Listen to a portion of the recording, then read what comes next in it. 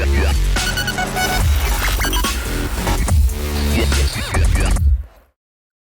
everybody and welcome to Forever Rugby on Fair Sports for today's review. Scotland have just beaten Italy 52 points to 10, and I personally think that could have been Italy's worst performance in the entire championship. With one more game, an opportunity for Franco Smith and his men to try and prove that they deserve to stay in the tournament, deserve to continue playing Six Nations. I thought that they were very, very poor. I mean, conceding 3 yellow cards. You cannot concede 3 yellow cards at this level. Their discipline was atrocious, and Scotland probably could have actually scored more than the 8 tries and the 52 points, to be honest, because I thought Italy were that bad, to be honest. Before you sort of break the game down, though, please do subscribe to the channel, smash a like on the video as well. Let me know what you thought about the game down in the comments. I mean, it started off on a fantastic note. You know, Italy went over in the 6th minute. Pollock got busy with a fantastic conversion from the touchline, and literally from there, it just all went pear-shaped, you know. And I mean, Scotland then got into Italy's half with a rolling more try, and that was it, because, you know, Italy just didn't exit well, and that is a continuous problem in a lot of sides, that if you don't exit well, all you're doing is allowing opposition to come back into your half and put pressure on you. And then there was a very good try from Julian van der Merwe, which was from the 22. The ball, it cycled the ball out, had a couple of offloads, and that was sort of the big thing about Scotland, is their tempo today was terrific. Lots of offloads, you know, around the backs and inside out, and you know, their offload game I thought was brilliant today. They ran Italy off their feet, and that's why they were yellow cards and so many penalties, because, you know, Italy were kind of scrambling ahead for the game the entire way. And there were individual moments, and there were individual players in the Italian side which do give you a bit of hope. You know, Garbisi slotting that conversion, you think that's a very good kick. You know, that's something that an international fly half, you know, of caliber needs to be able to do, and he can do it. You know, there was that massive hit by Ione on Graham, and then they won a penalty, and you think, now that's a sort of moment which should be able to sort of spur a team on to more, but it just didn't, to be honest, and it just became too easy.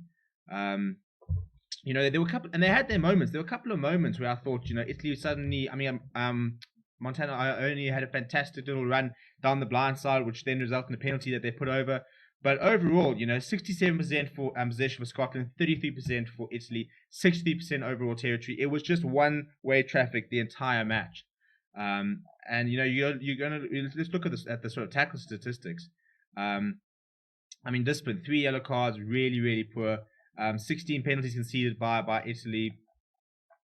And in terms of the tackles, because I think, you know, that makes a big statement, is that 82% tackles made by Italy compared to 94% made by Scotland. Whenever you look at these games, you can go look at the tackle rate, and you will often see, you know, a big discrepancy, and that's the difference.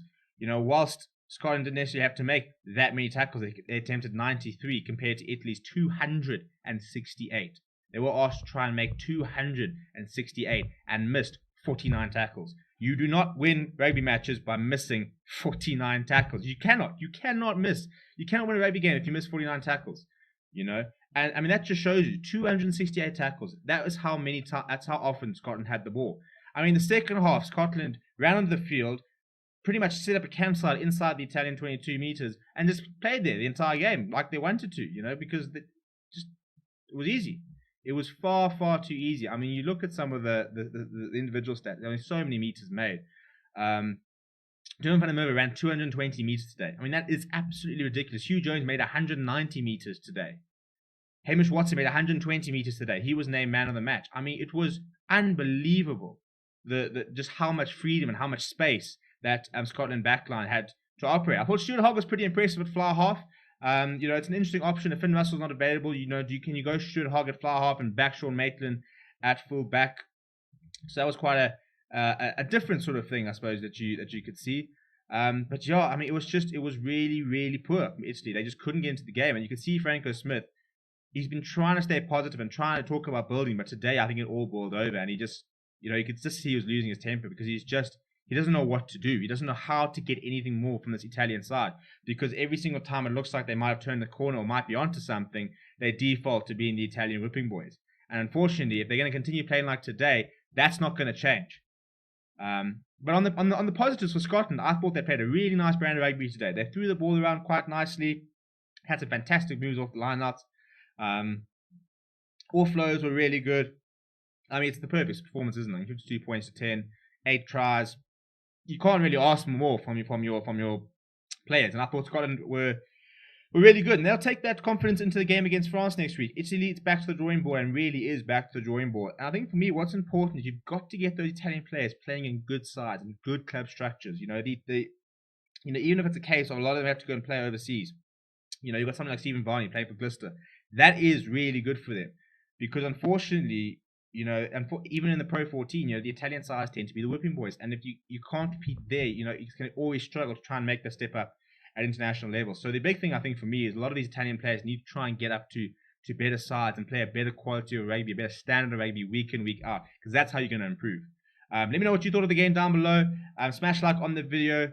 For Italy, that is it. A really poor campaign from them once again. Looked like they were going to make a few strides, but it ended up really poorly, to be honest. For Scotland, they'll take a lot of confidence going into their French match. I thought they were outstanding today. Big performances. Somebody like Hamish Watson, I think, for me, is going to be starting for the British and Irish Lions, and that's ahead of the likes of somebody like a Tom Curry. I just think he's been brilliant. Duane van der Merwe is also somebody pushing for a spot. There's a lot of individual performance in the Scottish side, which we'll be looking for selection in that British and Irish Lions side later this year. But yeah, that's all for me. Thank you very much for watching. We are going to be doing a live watch along for the last 2 Six Nations games, so please do come out and hang out with me. My name is Stephen, and I will chat to you very soon.